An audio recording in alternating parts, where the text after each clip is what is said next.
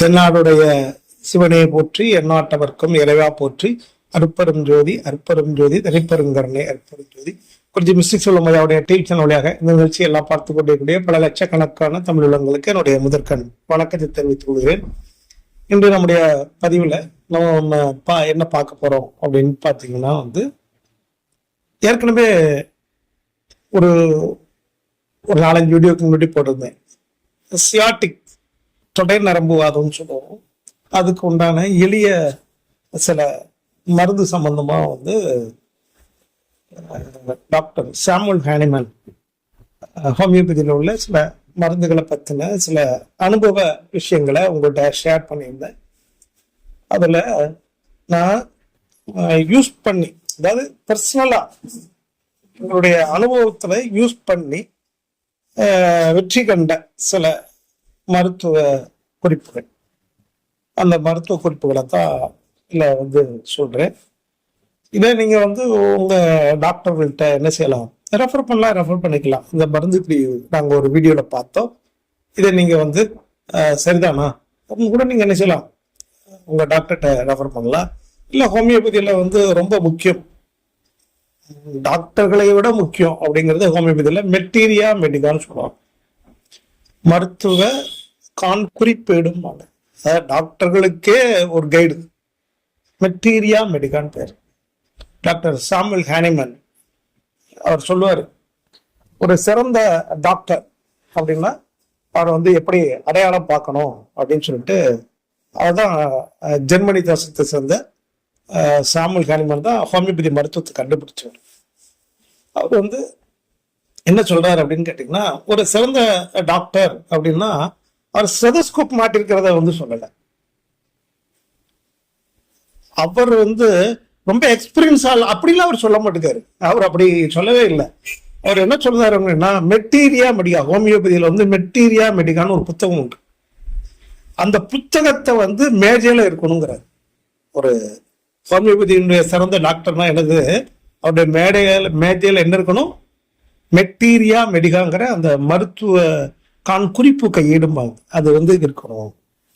ஒரு கிளைண்ட் கிட்ட பேசிட்டு இருக்கும்போது கூட டாக்டர் அதை ரெஃபர் பண்ணணுங்க. இப்ப நம்ம என்ன புத்தகத்தை எடுத்து பார்த்தா கிளைண்ட் நம்மளை தப்பா நினைச்சிருவாங்க அப்படி இல்லை. அவர் சொல்றாரு, இல்ல கட்டாயம் பார்க்கணுங்கிறாரு. அப்படி பார்ப்பவரே சிறந்த மருத்துவர்னு சொல்றாரு. இதான் உலகத்துல யாருமே சொல்லாத புதிய டாக்டர் சாமுவல் ஹானிமன் கண்டுபிடிச்ச ஹோமியோபதி மருத்துவத்தை ரொம்ப சுற்றமா. அப்படி இந்த மருத்துவத்தை நீங்க தாராளமா என்ன செய்யலாம், ரெஃபர் பண்ணி பார்க்கலாம். மெட்டீரியல் மெடிக்கலை போய் பார்க்கலாம். இல்லை நீங்க உங்க ஹோமியோபதி மருத்துவத்தை கூட என்ன செய்யலாம், கன்சல்ட் பண்ணி பார்க்கலாம். இப்படி நாங்கள் ஒரு கூகுளில் பார்த்தோம், இப்படி சில குறிப்புகள்லாம் இருக்குது, இது உண்மைதானா அப்படின்னு நீங்க என்ன செய்யலாம், தாராளமா என்ன செய்யலாம், கேட்கலாம். இது எங்களுடைய, ஏன்னா ஹோமியோபதி மருத்துவத்துல சைடு எஃபெக்ட் கிடையாது. அதுதான் ரொம்ப மெயினானது. ஹோமியோபதி மருத்துவம் என்பது இப்போ ஆங்கில மருத்துவத்துல பார்த்தீங்கன்னா சைடு எஃபெக்ட் உண்டு, சித்த மருத்துவத்திலும் கூட சைடு எஃபெக்ட் உண்டு, ஆயுர்வேத மருத்துவத்திலும் கூட சைடு எஃபெக்ட் உண்டு. ஆனா ஹோமியோபதி மருத்துவத்துல சைடு எஃபெக்ட் கிடையாது, பக்க விளைவுகள் இருக்காது. ரொம்ப சாதாரணமா சென்ட் யூஸ் பண்ணாலோ, சூடத்தை யூஸ் பண்ணாலோ, காஃபி டீயை நிறைய குடிச்சாலும் அந்த மருந்து என்ன செய்யாது, வேலை செய்யாம போயிடும். இதுதான் ஹோமியோபதியுடைய ரொம்ப முடிவு, ஹோமியோபதி சைடு எஃபெக்ட் பண்ணாம இருக்கிறதுக்கு உண்டான. சரி, ஓகே. இப்போ நம்ம இந்த சியாட்டிக் நரம்பு அதை பார்ப்போம். சியாட்டிக் நரம்பு வலி அப்படிங்கிறது ஏற்கனவே சொல்லியிருக்கிறேன். ஸ்பைனல் கார்டில் கழுத்துல இருந்து வரக்கூடிய இடுப்பு வரைக்கும் வரக்கூடிய எலும்புல கீழே L4 L5 அப்படின்னு சொல்லுவாங்க. அதுல இருந்து நரம்பு அப்படியே என்ன செய்யும், பின்பக்கம் புட்டம் சொல்லுவோம், நம்முடைய புட்டம், அதன் வழியாக பின்பகுதி வழியாக அப்படியே இறங்கும்.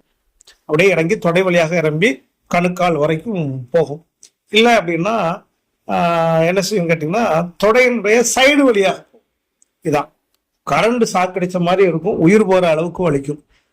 இதான் அந்த வலி. அந்த வலியை தாங்கிக்க முடியாது, அந்த அளவுக்கு பயங்கரமான வலி. சரியா?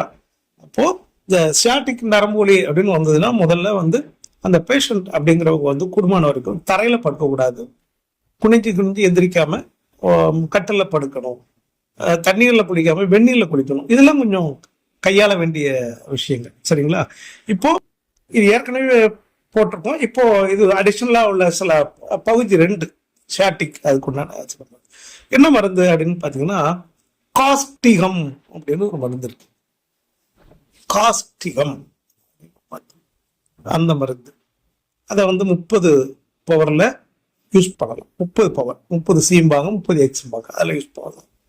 அப்புறம் நபாலியம் அப்படின்னு ஒரு மருந்து இருக்கு, அதுவும் 30 பவர்ல யூஸ் பண்ணலாம். அப்புறமா வந்து பார்த்தீங்கன்னா வந்து ரொம்ப ஒரு முக்கியமான ஒரு மருந்து என்ன அப்படின்னு பார்த்தீங்கன்னா வந்து அதை வந்து நைட்டாந்தஸ் அப்படிம்பாங்க. நைட்டாந்தஸ் அல்லது நிக்டாந்தஸ் அப்படின்னு கூட சொல்லுவாங்க. அதை நான் உங்களுக்கு இதில் போட்டு விடுறேன், ஸ்பெல்லிங்கோட போட்டு விடுறேன். இந்த மருந்தும் நீங்கள் 30 பவரில் வாங்கி என்ன செய்யலாம், சாப்பிடலாம்.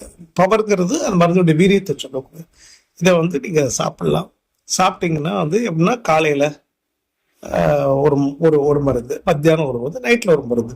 இப்போ காலையில் காஸ்டிகம்னா மத்தியானம் நபாலியம், இரவில் வந்து நைட்டாந்தஸ், அந்த நிக்டாந்தஸ் அப்படிங்கிற அந்த மருந்து என்ன செய்யலாம், சாப்பிடலாம். இப்படி ஒரு நாளைக்கு ஒரு வேளையாக அப்படி 3 வேளைக்கும் 3 மருந்துகளை வந்து அப்படி சாப்பிட்டு வந்தீங்கன்னா நிச்சயமாக அந்த உயிர் போற வழி வந்து என்ன செய்யும், குறைக்கப்படும். இது அனுபவம் நம்ம பார்த்துருக்கோம். சரிங்களா? மேற்கொண்டு நீங்க இது மட்டுமே நான் சொல்லல, இதுக்கப்புறம் நீங்க உங்களுடைய என்ன சொல்ல ஆர்த்தோ டாக்டர்கிட்ட, பிசியோதெரபி அவங்ககிட்ட எல்லாம் போய் பார்த்து அதுக்குண்டான மேற்கொண்ட மருத்துவங்களை நீங்க பாருங்க.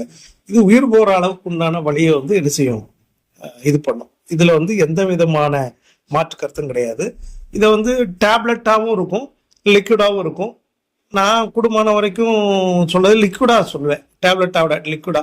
1 டம்ளர் தண்ணி அப்படின்னா அதில் வந்து ஒரு 10 சொட்டு விட்டு அதை வந்து குடிக்கலாம். சரிங்களா? சாப்பிடுங்க, நிச்சயமா பலன் கைமேல் கிடைக்கும். சரிங்களா? இதனுடைய புகழ் எல்லாம் டாக்டர் சாமுவேல் ஹானிமன் அவருக்கு தான் போயிச்சார். வாழ்க வளமுடன், வாழ்க வளமுடன், வாழ்க வளமுடன்.